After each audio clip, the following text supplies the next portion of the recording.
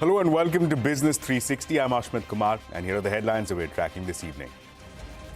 As another choppy day ends on a weak note, Indian equities end a truncated trading week in the red. Sensex and Nifty lose 1% each over 3 days of trade. Nifty Bank has now ended lower for the fourth week in a row. Punjab National Bank's net interest income comes in higher than expected, while net profit comes in along expected lines. Asset quality is the best in 34 quarters. Cement major ACC reports a strong third quarter performance, with net profit growing fourfold to 527 crore rupees. Ola says its India mobility business has turned EBITDA positive in FY23, with total revenue rising 48%. Consolidated EBITDA losses fall to 29 crores from 291 crores in FY22. Founder Bhavesh Agarwal says that the plan is to scale up the EV two-wheeler ride-hailing business in India. Adds that his team will evaluate an IPO for Ola cabs in due course. French President Macron in India to attend the Republic Day parade tomorrow as the chief guest, to become the fifth French president to do so.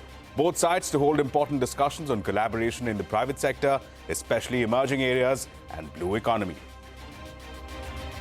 12 people confirmed dead amidst fighting in and around a United Nations shelter in Khan Yunis, housing thousands of Palestinians. Egyptian President El-Sisi accuses Israel of holding up aid to Gaza. UK Foreign Secretary Cameron meets Netanyahu in Jerusalem, raises the importance of the two-state solution. US Navy shoots down 2 missiles after 2 Maersk shipping vessels dial SOS on the back of an explosion in the Gulf of Aden. Maersk says the crew, ship and cargo remain safe and unharmed. Maersk's US subsidiary has now suspended Red Sea transits. Tesla misses the mark. Fourth quarter profit and revenue missed the street's expectations. Automotive revenue was up only by 1%, largely due to steep price cuts across various markets. The company warns that vehicle volume growth in FY24 could be notably lower than last year's growth rate.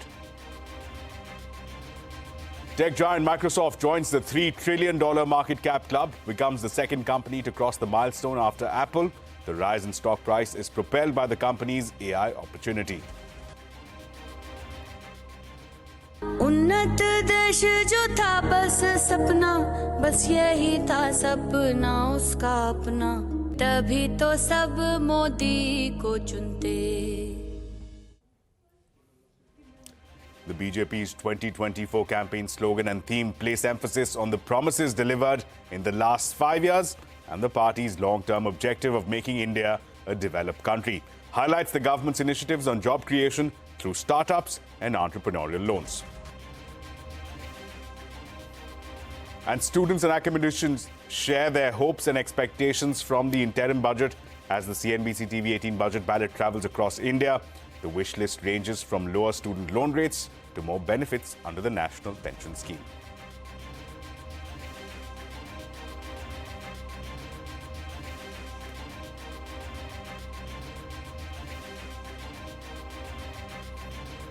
Well, before we get to all those stories, let's wrap up the day's market action. The 3-day trading week has ended with the Sensex and Nifty ending lower. It was another choppy session, and while both indices managed to climb off the day's lows, it was not enough to break out into positive territory. Sensex and Nifty have ended the day 0.5% lower. This has meant that the indices have closed the week down 1% each, making this a 2-week losing streak. The Nifty Bank continues to struggle, posting losses for 4 weeks on a trot. And well, from the earnings corner today, it's been a good third quarter for Punjab National Bank as it beat streets' expectations across most parameters. Net profit jumped more than threefold, largely due to a higher than expected rise in net interest income. A low base also helped. The bank's asset quality has also improved, coming in at its best in 34 quarters. Meanwhile, cement major ACC's third quarter performance exceeded estimates, helped by price hikes and strong demand for construction materials. Revenues rose over 8% and net profit jumped a higher than expected 378% YOY. Margins expanded 18%. And while staying with the earnings, JSW Steel largely beat the street's expectations for the third quarter. Net profit came in at 2,400 crore rupees versus the expectation of a little over 1,700 crore rupees. Revenue has grown over 7% on a yearly basis, coming in at over 41,900 crore rupees. JSW Steel has seen a surge in margin at 17% as compared to 11% in the same quarter last year. Further, the company has said that it is on track to meet their FY24 volumes guidance. Well, Ola, meanwhile, has said that its India mobility business has turned EBITDA positive in FY23. The company reported a 48% rise in revenue. Founder Bhavish Agarwal said that they aspire to serve 1 billion Indians and plan to scale up the EV two-wheeler ride-hailing business in India. Agarwal also said that his team will evaluate an IPO for Ola Cabs in due course. Ola has also announced that Hemant Bakshi will lead Ola Mobility as its CEO. My colleague Ritu Singh caught up with him. Here's a slice of that conversation. As you would have seen in our results, firstly, on the standalone India mobility results, we've seen a significant growth. So our revenues have grown very handsomely, and we are now profitable. So we are really, really excited having achieved this milestone. At the same time, if you see even our consolidated results, we are almost at break-even. And you would have seen a very significant improvement over the previous year. So you can, draw your own conclusions, but the, direction is really positive. But at a profit after tax level, the entity is still making losses. Any guidance you could give us as to when you're going to head to a positive number? Yeah, very difficult to give guidance, as you know, Ritu, but at the same time, I can tell you that quarter on quarter, we've seen an improvement, and that trend is continuing. So I'm very confident that we'll have very good results. Earlier you said you're going to look at the A&I technologies business as, three large verticals. Of course, there's mobility, then there's the financial services business and commerce. Just give us a sense of how, you expect each of these three to grow in the coming year. Yeah, so the first thing I would say is that the runway for growth in India across these three is really, really fantastic. I'm very excited with our mobility business, and you will see the penetration in India today is 8%. 92% of rides continue to be offline, and we will see that grow dramatically. So I'm very excited about our mobility business. But again, financial services, very low penetration levels, and again, huge opportunity. But in commerce, logistics and commerce, we think on the back of ONDC, there's a huge opportunity for us.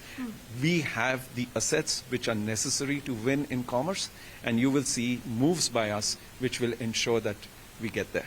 I'm going to focus on each of these, starting with mobility, and a lot of focus during your presentation was on the electrification of the fleet.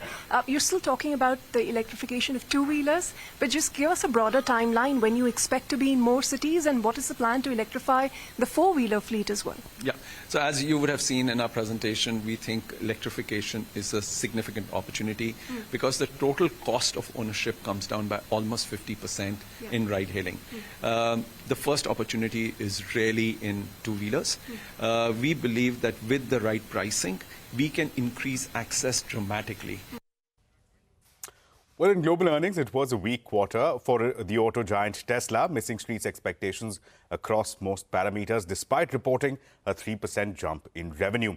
The company's operating margins contracted on an annual basis. However, a net income for the quarter more than doubled to nearly $8 billion on the back of non-cash tax benefits. In an investor presentation, CEO Elon Musk warned its shareholders of slower growth in 2024. Well, staying with global earnings, tech giant IBM reported strong numbers in the fourth quarter, beating estimates, both the top and the bottom lines. The company also ended 2023 with more free cash flow than it anticipated. Revenue surged 4%, while net income rose to nearly $3.3 billion on a yearly basis. Now, French President Emmanuel Macron landed in Jaipur for his two-day visit. Macron will become the fifth French president to attend the Republic Day celebrations as the chief guest in the national capital tomorrow. The French president was welcomed by External Affairs Minister S. Jaishankar after landing at the Jaipur airport. Macron visited the Amber Fort, will be also visiting Jantar Mantar and Hawa Mahal during his stay in Jaipur. He will hold a roadshow with the Prime Minister.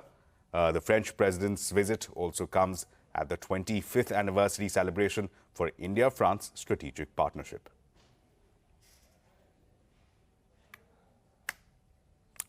Well, for more on this, we're now joined by my colleague Parikshit. Parikshit, again, the fifth time a French president is coming for the Republic Day celebrations in India. What are the key takeaways? What will India hope to achieve out of this visit? Well, we can understand the importance of this great strategic partnership by the fact that Macron is the sixth French leader and the fifth president of France to be the chief guest at the Republic Day. He's spending 2 full days over here. This is a state visit, so he has landed in Jaipur. They had wanted to visit one more city. So what our sources have been telling us that the Indian side is putting a lot of effort to make this a very rich cultural and business visit for President Macron. So yes, he is visiting the Amber Fort. He will be going to the Jantar Mantar in Jaipur. He will be going to the Hawa Mahal. There will be a road show, a 1.5-kilometer road show till the famous Sanganeri Gate in Jaipur, where the two leaders are expected to have a cup of tea. There will be a bilateral meeting between Prime Minister Modi and President Macron at around 7:30 p.m. That will be at the Rambagh Palace in Jaipur. Following that, there will be a dinner. The Prime Minister will spend a considerable amount of time with the President over the next few hours. Tomorrow is when he will be the chief guest at the Republic Day event. Following that, he will attend the at-home function, at-home reception at the President's house. Following that, he will be meeting the President, having a one-on-one with the President, and then he enplanes for France. Very important to see how the strategic partnership is elevated. We will be seeing if the deals on the Rafale marine aircraft, which was supposed to be acquired by the Indian Navy, and the Scorpene submarines, the additional Scorpene submarines, whether those deals are cleared this time around. But a lot of focus on future technologies, green hydrogen, R&D, IT, artificial intelligence, maybe even UPI. We had seen how UPI was launched at the Eiffel Tower some months back, and whether the penetration of UPI will go up in France, whether there is any kind of discussion to that effect. But digitization, UPI, information technology, more movement of professionals on both sides, this is clearly on the table and a big component on Indo-Pacific as well. Don't rule out a very strong and detailed conversation on Ukraine, Russia, and the Israel-Hamas war and what's happening in the Middle East as well. Right, Parikshit. So stakes are clearly high. A lot of momentum behind India-France ties, especially ahead of the Republic Day parade tomorrow. But do stay with us, Parikshit. We understand that the BJP has released its campaign slogan for 2024, and its theme has placed the emphasis on the promises delivered in the last 5 years and the party's long-term objective of making India a developed country. Parikshit, give us a sense. What are you picking up? What is the message that the BJP is trying to put across ahead of the Lok Sabha elections in encapsulating its experience over the last 5 years? Right. So what we're learning now is that this new slogan goes by the lines, "Sapne nahi hakikat bunte hain, tabhi to sab Modi ko chunte hain." So what they are essentially trying to say that over the last 10 years, the Prime Minister took over a government at a time when the conditions were very deplorable. So this is a dig at the Congress rule before 2014 and how different schemes of the Prime Minister, of the government for farmers to take their produce all over the world, for entrepreneurs, for women, for the poor, for students, all of that has benefited the country in a big way. How India has achieved many milestones. The G20 was showcased in a big way in that 2.5 minute video clip that was released by the BJP. There is a lot of emphasis on his foreign visits, ties with the Middle East, with the United States. We also see him prostrating before the Ram Lalla in Ayodhya. That was the last image of the Prime Minister. And essentially, the Prime Minister laying a lot of emphasis on creating jobs, women and farmers across the country. So the message that the BJP is trying to send out that before 2014, there were only promises, but those promises were never really delivered upon. Here is a Prime Minister who's not only shown those dreams, but has achieved them, delivered them for the people. And some of those dreams go back 500 years. So they're talking about the Ram Mandir over here. Apart from that, the BJP has also released a video encouraging people to come forward and give suggestions for the election manifesto. They can log on to Namo app and give in their views on what the BJP's election manifesto will be like. Over the next few days, we will see a detailed song being released by the BJP for the campaign. There will also be hoardings, digital advertisements, TV commercials showcasing different achievements and different schemes and what they've really achieved on the ground for the government and the people of the country. So we are going to see a campaign blitzkrieg over the next few months. Right, Pariksha, thanks a lot for that. Clearly, the programming and the planning for the elections is front and center here as far as the BJP is concerned. With that, it's time now for slipping into a very short break. But coming up, students and academicians share their hopes and expectations from the interim budget as the CNBC-TV18 budget ballot travels across the country. A special report when we come back.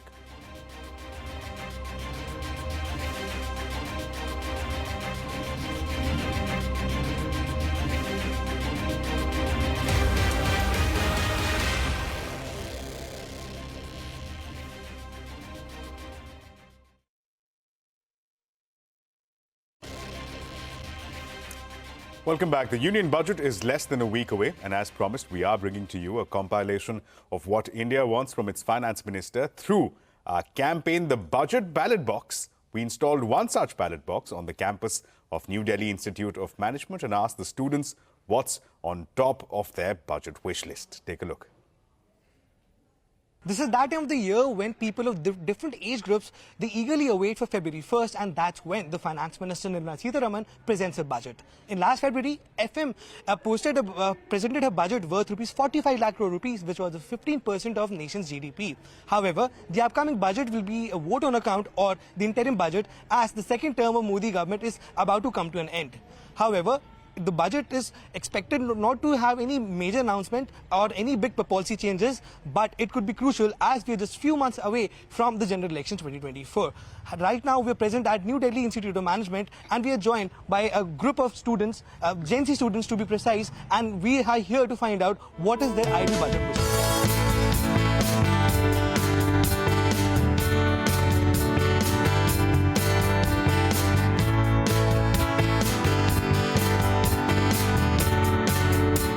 The student loan, according to me, it should be a nominal. It should be nominal, as well as if a student want to take loan by himself and after completing his graduation while doing the job, so he or she should not have a pressure. The middle class families has facing a lot of issues related to tax slabs. So 80C and 80D, the minimum lease should be increased, and then the other is the research and development sections. The research and development section should be 5% of total GDP. I would appreciate if government could decrease the allowance that has been given to the underprivileged section of the society. I would appreciate if more employment job opportunities given to them instead of pampering them with free electricity bills and water supplies. Increase the NPS, that is the National Pension Scheme, for the people who have worked in the government or in the private sector for so many years. And in the interim budget, which the Finance Minister is going to present on 1st of February, the basic point and the key point would be more focus on the sustainability factors and the NPS only. As I'm going to get stepped into the corporates next year, so my demands from the government would be to lower the income tax. The bracket should be increased from 5 lakhs to, maybe 7.5 lakhs.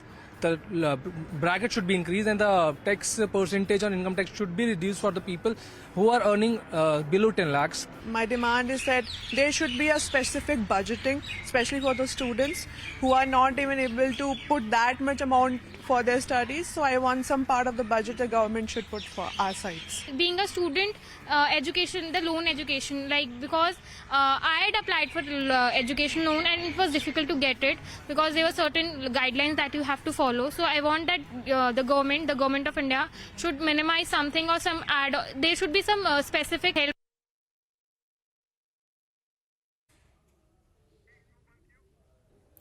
Well, with that, it's a wrap on this edition of Business 360. More news and updates will continue right here on CNBC TV 18.